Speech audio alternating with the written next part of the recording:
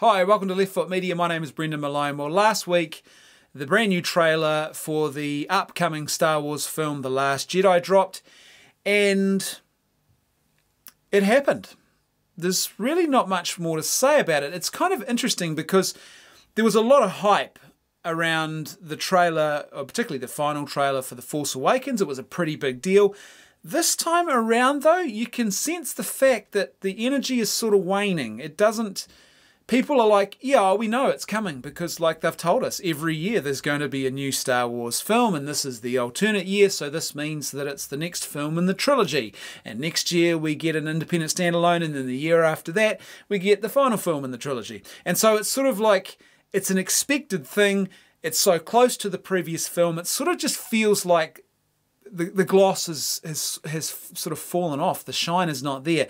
And interestingly enough, I made a video, last year was the first time I sort of started talking about this, about the fact that I think this is going to become more and more of a problem for Star Wars. The more movies they churn out, the less appealing they're going to be. You know, we all know this is just sort of, this is basic life in action. We know that if you get too much of a good thing, you get bored with that good thing and it just very quickly loses its appeal. The new trailer, though, for The Last Jedi, I think you'd have to say, if you're a Star Wars fan, I'm a Star Wars fan. I grew up with Star Wars.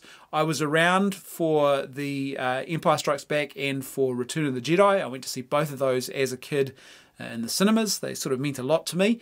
And I'm an amateur movie buff. I don't profess to be a professional at all. I'm just a guy with some opinions who likes watching movies. I like good movies, and in my mind, a good movie is a story that is well told. It's a good story that is well executed on the big screen. Looking at this trailer for The Last Jedi, I have to say that I'm a little bit hesitant. I'm going to go and see this film because I like Star Wars. But I'm worried. I look at the trailer and I can see some signs that are little red flags, and I think that if you are a fan of good filmmaking, of good storytelling in the cinema, then you should probably also be a little bit concerned by some of these red flags. So, for example, there's definitely a whole lot of callbacks to The Empire Strikes Back, and this is kind of troubling because the first film in this new trilogy, The Force Awakens, was effectively a retelling of the original movie, A New Hope, from the first trilogy. They've just retold it. They've retooled and rebooted the franchise. They haven't made a straight sequel at all. They've gone back effectively and borrowed the story from the first film and then recrafted it and retooled it a little bit. And the hope was that, okay, well, they did that and they had to do that because they wanted to sort of relaunch things, but now we're going to see some new and original films, aren't we?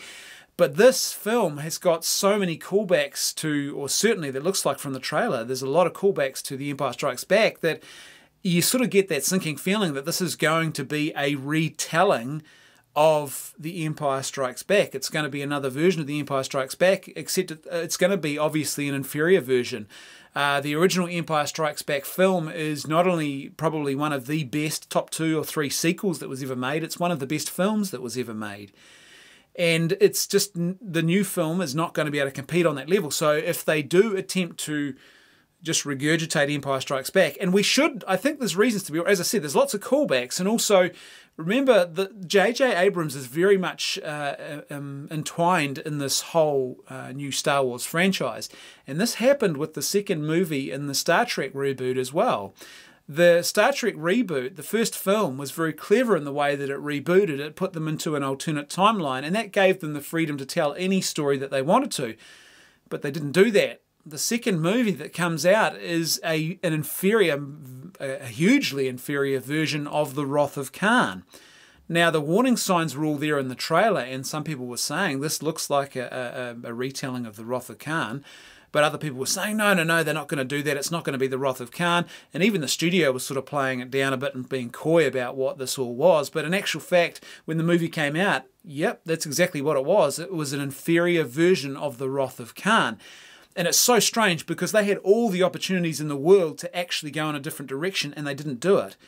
Which makes me think that they might actually fall into the same trap with this new Star Wars film. And I think the reason they might fall into the same trap is because unlike Star Trek, where they actually rebooted it and put themselves on a new timeline and gave themselves the freedom to tell any story at all, The new Star Wars trilogy hasn't done that. By just regurgitating the original film, the very first film from the very first trilogy, they have put themselves on a trajectory now. Young Jedi encounter with the Empire and the dark side and the training and the cliffhanger moment and the whole father issues and all those kind of things, they're all there and they've put themselves on this trajectory. It's sort of hard to see now how they've got to go in this direction. They've committed themselves to a trilogy, so we know it's got to be resolved over 3 films. They have imitated the first film in their new movie, The Force Awakens, and they have set everything in motion effectively so that you have to have an Empire Strikes Back type film now as the second movie, but of course it's going to be inferior. The other thing that's interesting, and I don't know, I guess it's minor on the scale of things, but the Porgs, the Porg character that we see, the little screaming furball thing, I mean, hopefully they've learned from Jar Jar Binks that this has got to be a small and inconsequential part of the movie, but it clearly appears to be in there. It's made it into the trailer. It clearly appears to be a bit of a marketing gimmick. I mean, the cynic in me says that someone in the studio decided, look, we've got to sell some more toys. As I understand it, they haven't had a lot of success selling toys from The Force Awakens. And so it's quite conceivable that someone has said, hey, we need to really up the marketing on this. We need to get a toy that we can sell. And so the cynic in me says that the Porgs are an exercise in toy marketing. I mean, I hope I'm wrong. I really do hope I'm wrong. But as I said, everything in this trailer... Oh, the other thing too is this trailer actually gives away a lot more of the film than they did with the lead up to The Force Awakens. I do wonder whether perhaps they did that with The Force Awakens, not just because they wanted to create mystery and they wanted to start treating moviegoers again, you know, as intelligent people that you don't have to give away the entire plot to in the trailers. But perhaps they didn't want to give away the plot because they thought, well, if we give away the fact that this is effectively just a retelling of Star Wars A New Hope, are people going to bother turning up to the movie theatre? If they actually think we're just imitating that first film, you know, from the original franchise, are they going to show up? So maybe let's keep that a bit of a secret. You know, who knows? But the point is that they didn't reveal a lot in the trailers.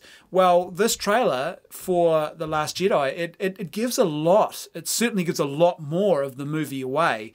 And it's sort of not hard to piece together what's going on. And there's a couple of moments in the trailer you think, oh, it actually would have been nice if that wasn't in the trailer, if we'd actually found that out by going to the theatre, especially since you think about the fact that this is the second film in the new trilogy, and the second film in the original trilogy was the film that created that whole unexpected twist moment with the Luke, Darth Vader, father-son moment. That's sort of the consummate standard now for what a movie twist should be. And so the original trilogy, the second film, created that consummate movie twist moment.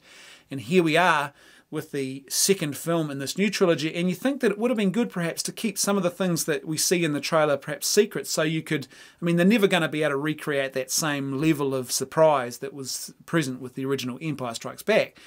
But at least they could keep some of those important sort of plot points out of the trailers so that the actual experience of going to the movie is much more enjoyable. That's one of the things I liked about Blade Runner 2049, was you go to Blade Runner and you hadn't had the whole movie surprised or ruined for you at all. You didn't really know what was going to happen at all. In fact, some of the stuff happened totally contrary to how I thought it was going to happen based on the limited information we were given in the trailers, which was really refreshing. So all in all, as I said, I'm concerned. And I hope, I mean, I really do hope this is a good film. I hope I'm surprised. I hope I go into this movie and have one of those kind of Dark Knight type moments where you go, wow, that was a really great film and I didn't see that coming. And it's going to be something that people will talk about for years to come. But I'm skeptical that that's the case.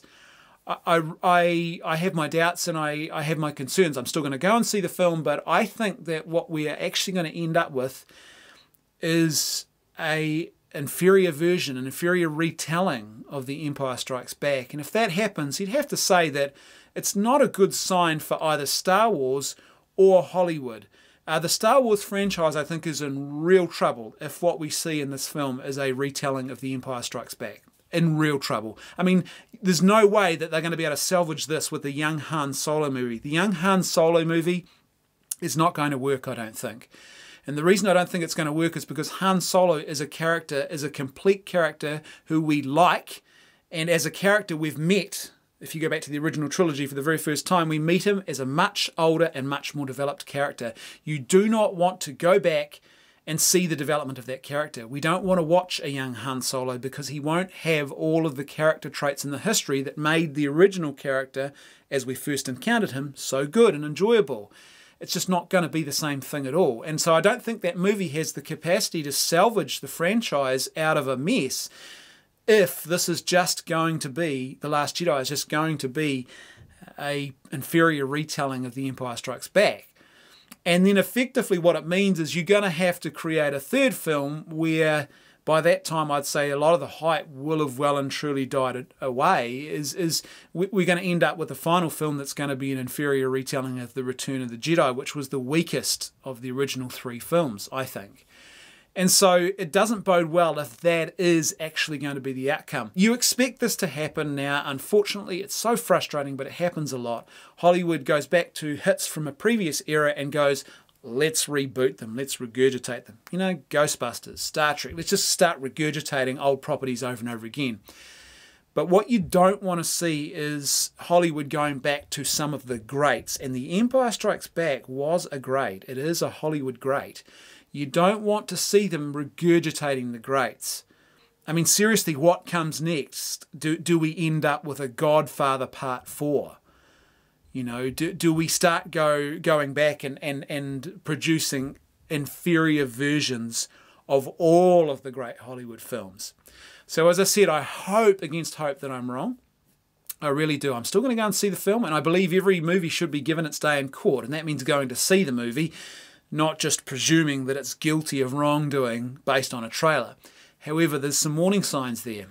And I think that, as I said, it won't be a good sign for either Star Wars or for Hollywood if we do end up with an inferior version of The Empire Strikes Back. Thanks for watching. I'd love to hear your thoughts, so please let me know in the comments section below. Do you agree or disagree with what I've just said? And if it does turn out to be an inferior retelling of The Empire Strikes Back, do you agree with me? Is it a problematic thing, or is it not that big a deal? Is it not the end of the world? Let me know. Thanks for watching. See you next time on Left Foot Media.